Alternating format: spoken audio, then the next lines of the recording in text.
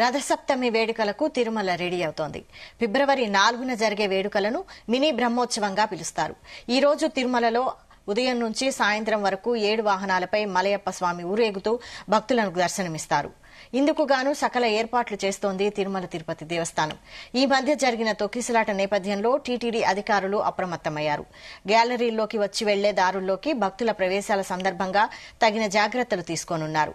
అలాగే భద్రత, ట్రాఫిక్ సమస్యలు తలెత్తకుండా ముందస్తు జాగ్రత్తలు తీసుకోనున్నారు.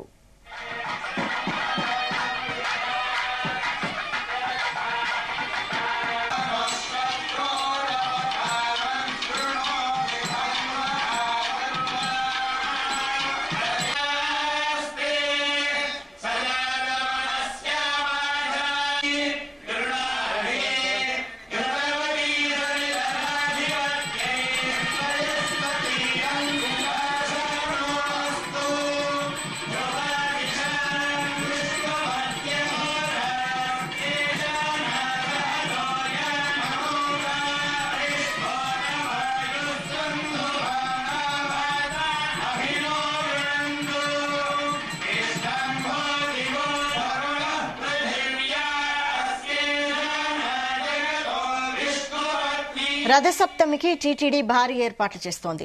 మలయప్ప స్వామికి ఆ రోజు 7 వాహనాల సేవ జరగనుంది. ఈ వాహన సేవలు తెల్లవారుజాము నుంచి రాత్రి వరకు జరుగుతాయి.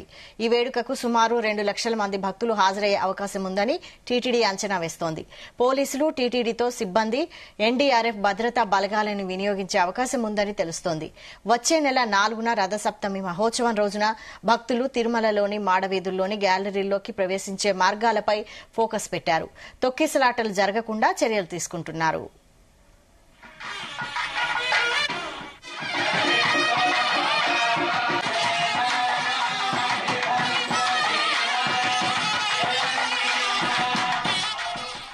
రథసప్తమి సందర్భంగా పలు సేవలు, ప్రివిలేజ్ దర్శనాలను రద్దు చేశారు. అష్టదళ పాద పద్మారాధన, కళ్యాణోత్సవం, ఊంజల్ సేవ, ఆర్జిత బ్రహ్మోత్సవం, సహస్ర దీపాలంకరణ సేవలు రద్దు చేశారు. ఎన్ఆర్ఐలు, చంటి బిడ్డల తల్లిదండ్రులు, సీనియర్ సిటిజన్లు, వికలాంగుల ప్రివిలేజ్ దర్శనాలు రద్దు చేశారు.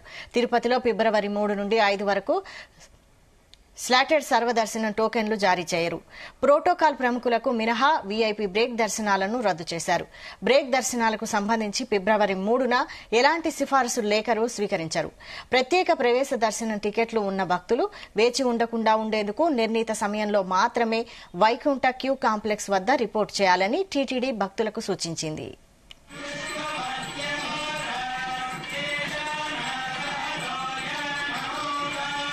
ఇదే అంశంపై మరిన్ని డీటెయిల్స్ మా ప్రతినిధి నరేష్ అందిస్తారు. నరేష్. Thank you Vaishali.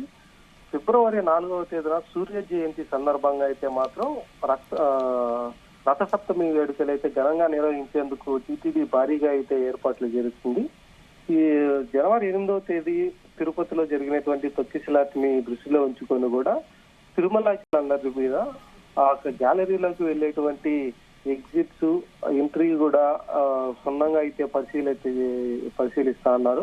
ఇక లోపలికి మాడవీధుల్లోకి వెళ్ళేటువంటి భక్తులు మొత్తం అంతా కూడా సీటింగ్ కెపాసిటీతో పాటు వచ్చేటువంటి భక్తులందరినీ కూడా స్వామివారి దర్శనం చేసుకొని పంపించే విధంగా కూడా అన్ని ఏర్పాట్లు అయితే చేస్తున్నారు. దాదాపుగా కొండ మీదకి 4వ తేదీ అంటే రథసప్తమి రోజునైతే మాత్రం 2 లక్షల నుంచి 2,50,000 మంది వరకు తిరుమలకు చేరుకోవచ్చు అనేసి ఒక అంచనా ఉంది. దీనివల్ల ట్రాఫిక్ అంతరాయం కాకుండా కూడా ఇప్పటికే కొన్ని జాగ్రత్తలు అయితే తీసుకున్నారు.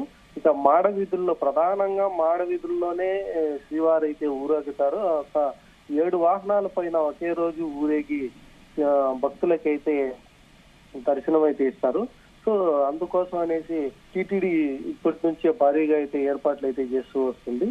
ఇక ఎటువంటి అంటే మాడవీధుల్లోనే కాదు, వచ్చేటువంటి భక్తులు తిరుమల నుంచి ఎటువైపు నుంచి లోపలికి వెళ్ళాలి, ఎటువైపు నుంచి బయటికి వెళ్ళాలి అనే దానిపైన కూడా పూర్తి ప్లాన్ తో అయితే ఒక ఏర్పాట్లు అయితే చేస్తూనే ఉంది. దీనికోసం టీటీడీ చైర్మన్ గాని అలాగే ఈఓ, జేఓ అందరూ కూడా దీనిపైన సమీక్షించి కూడా అన్ని ఏర్పాట్లు అయితే భారీగా అయితే చేస్తున్నారు. అలాగే 1250 మంది పోలీసులతో పాటు ఎన్డీఆర్ఎఫ్, అగ్నిమాపక సిబ్బంది, విజిలెన్స్ అధికారులు వీళ్ళంతా కూడా దీనికి పటిష్టమైనటువంటి భద్రతా ఏర్పాట్లు అయితే మాత్రం నిర్వహించేందుకైతే చర్యలు అయితే చేపడుతున్నారు.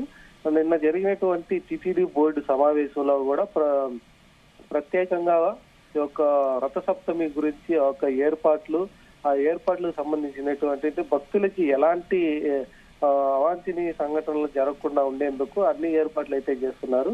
ముందస్తు జాగ్రత్తగా కూడా అన్ని అక్కడ ట్రయల్ రన్ కూడా నిర్వహించి ద్వాడ వీధులకు సంబంధించినటువంటి అన్ని ఏర్పాట్ల మీద అయితే ఫోకస్ అయితే పెట్టినటువంటి పరిస్థితి అయితే ఉంది. అలాగే తిరుమలకు వచ్చేటువంటి భక్తులకి శ్రీవారి ప్రసాదాలు అన్నపానీయాలు కూడా అందించేందుకు నిరంతరంగా ఉదయం 5 గంటల నుంచి రాత్రి 9 గంటల వరకు నిరంతరంగా వాళ్ళకి అందిస్తామనేసి కూడా టిటిడి చైర్మన్ అయితే చెప్పారు. ఇక లడ్డూ ప్రసాదాన్ని విషయానికి వస్తే 8 లక్షలు అయితే మాత్రం ఇప్పటి వరకు 8 లక్షల లడ్డూలు నిల్వ ఉంచాము. శ్రీవారి భక్తులకైతే మాత్రం వాళ్ళు వచ్చిన తర్వాత లడ్డూలు కూడా తీసుకోవచ్చు డైరెక్ట్ గా అని చెప్పారు. ఇక 3వ తేదీ, 4వ తేదీ, 5వ తేదీ యొక్క 3 రోజులు ఎస్ఎస్టీ టోకన్లు అయితే నిలిపివేశారు. అంటే సర్వదర్శన టోకన్స్, స్లాటెడ్ టోకన్స్ కూడా నిలిపివేశారు. డైరెక్ట్ గా దర్శనానికి వెళ్లే వాళ్ళు వెళ్ళొచ్చు అనేసి చెప్పారు.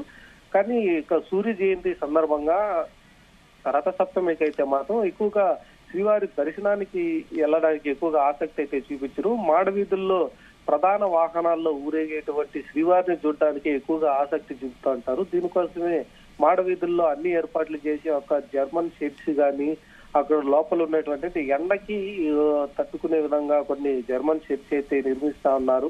తాత్కాలికంగా కూడా అక్కడికి వచ్చేటువంటి భక్తులు లోపలికి ఎగ్జిట్స్, ఎంట్రీ ఇవంతా కూడా ముందుగానే ప్రిపేర్ అయ్యేసి ఇక్కడ వచ్చేటువంటి భక్తులకి ఎలాంటి ఇబ్బందులు లేకుండా అయితే చూసుకోవాలనేసి అయితే చెప్తానే ఉన్నారు. ఇక లోపలికి మాడవీధులు ఫుల్ అయి కురిసిన తర్వాత లోపలికి రాలేని వాళ్ళు కూడా బయట పెద్ద పెద్ద ఎల్ఈడి స్క్రీన్లు కూడా ఏర్పాటు అయితే చేసినటువంటి పరిస్థితి అయితే ఉంది.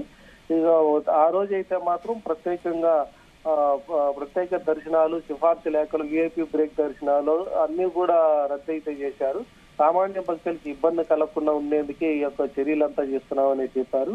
2 లక్షల నుంచి 3 లక్షల వరకు భక్తులైతే మాత్రం తిరుమలకి చేరుకున్నట్టుగా కూడా ఒక అంచనా అయితే టిటిడి అయితే వేసింది. దీని ద్వారానే ఘాట్ రోడ్ల నుంచి కూడా ట్రాఫిక్ అంతరాయం కలగకుండా ఏర్పాట్లు అయితే చేస్తున్నారు. పోలీస్ సిబ్బందులు, ట్రాఫిక్ కి సంబంధించినటువంటి అధికారులు కూడా దీనిపైన ముందుగానే ఒక హెచ్చరికలు కూడా అయితే జారీ చేసినటువంటి పరిస్థితులు అయితే ఉంది.